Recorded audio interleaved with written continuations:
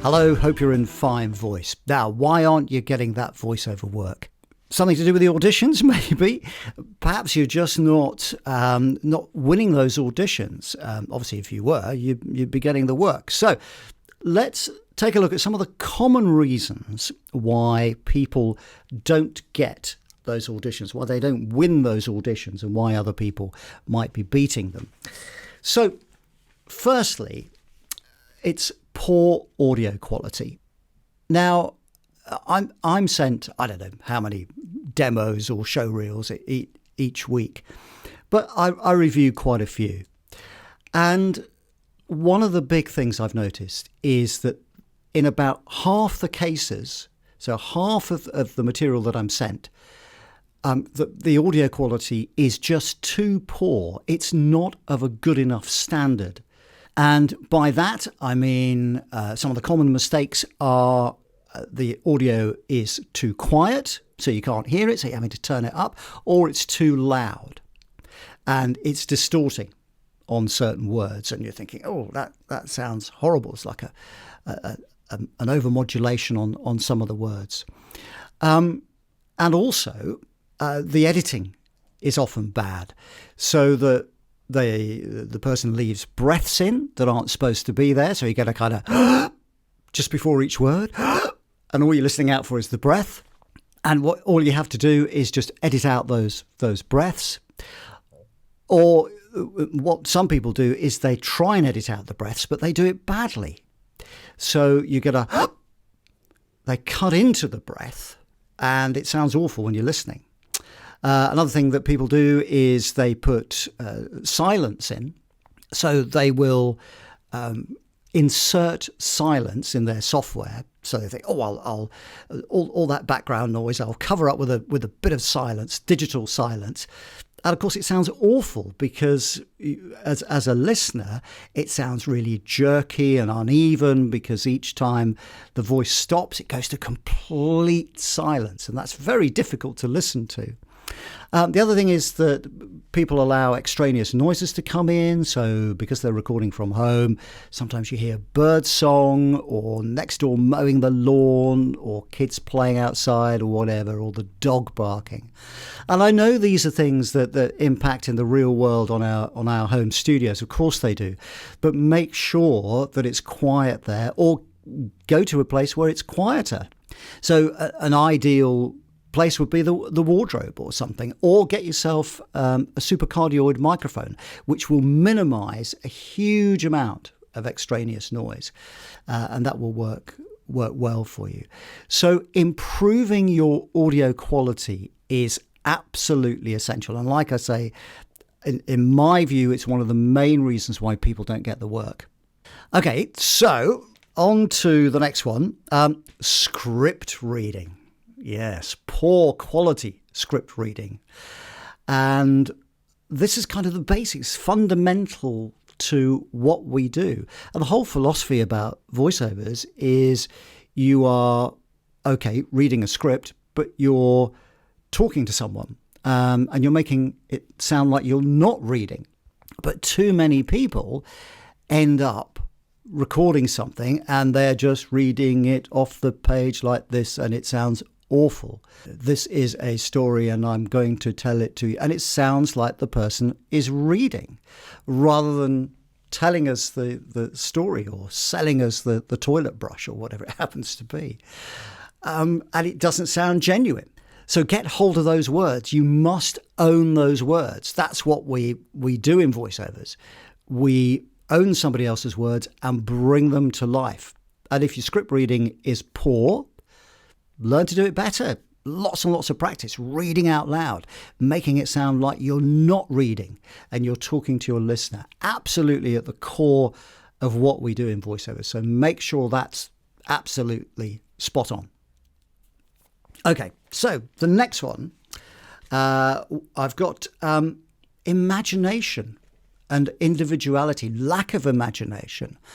And it sort of ties in a little bit with the script reading, in that when I hear demos and so on, I often hear people trying to be voiceover man or trying to be voiceover woman, and they are doing a kind of pale pastiche of what they think the recording should sound like. So if they're doing, say, a chocolate commercial, something like that, they think, okay, well, I've seen lots of chocolate and heard lots of chocolate commercials on TV and radio, and it's all smooth and creamy, blah, blah, blah, blah. But the client might not be looking for that. What often they're looking for is something individual. They're looking for your personality. So use your imagination and be yourself. Get those words off the page, deliver them in such a way that it sounds like you and doesn't sound like you're copying off a voiceover. You're not a pastiche of what the voiceover should sound like.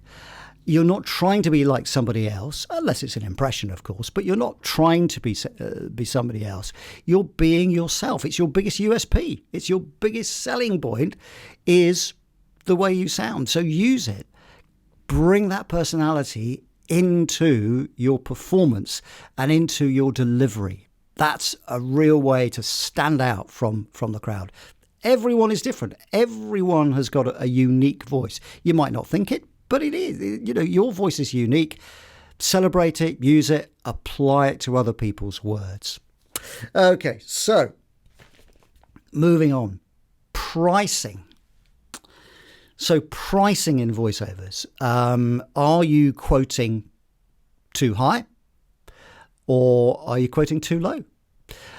This often happens that people overinflate their price. So they're on a site like Fiverr and they say, oh, no, I'm not getting out of bed for less than £200. And the client's just going to go, whoa, no way. That's far too expensive for my budget. And they will move on to someone who's cheaper. So some clients you'll find are price buyers, so they purely buy on price, but others are value or quality buyers, and they will buy on quality, not on price, so they're prepared to pay more.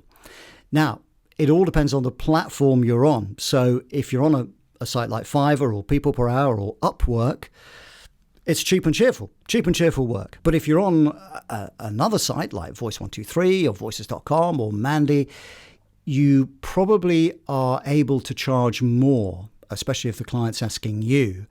So get that fee to reflect your value. Don't undersell yourself. You might find that the client says, look, how much do you charge for this TV commercial? So it might be a network TV ad, for example. And if you say, oh, it's 50 quid, they're going to go, well, this person can't be any good. Their price reflects their value.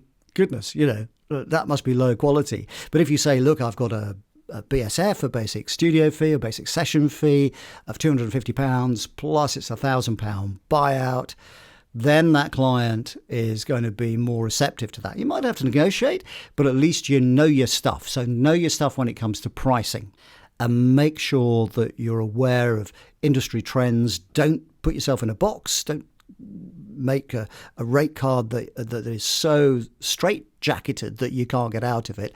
So be flexible, but also kind of know your worth and know how much to price to. Prevarication. Oh, prevarication. This is a big one, really. And it's something that I think affects all of us. So you see a job come through and you think, oh, that looks quite good. I'm going to go for that. And you decide that it's definitely the job for me. So I'm going to give it a shot. But first, I'll have a think about it and go off and have a cup of tea. And I might take the script with me. So you take your script with you and you're reading it and practicing it in the kitchen with your tea and biscuits. Then you think, right, I'll go and just finish off the tea and I'll now go and do the audition. Of course, you get onto the site and log on.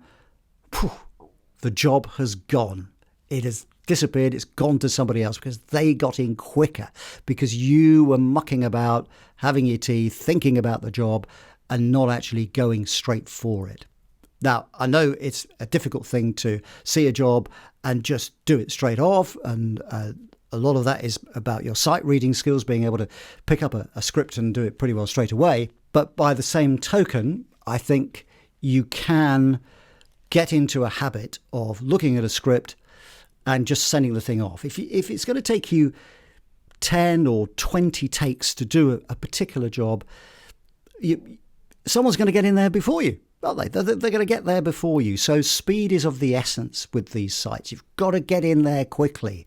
And that's why a lot of people miss out. They miss the boat and they've lost the gig. So at the end of the day, I would say go through those points. I'm sure some apply to you. They apply to all of us, really. See which ones are your Achilles heels and rectify it, and just go for those jobs. You're worth it, and you can get that voiceover work. Honestly, believe me, it's out there. It just needs the right approach, the right mindset for you to go and do it. All right. Thanks very much for watching today. Look after your voice, and I'll see you in the next video.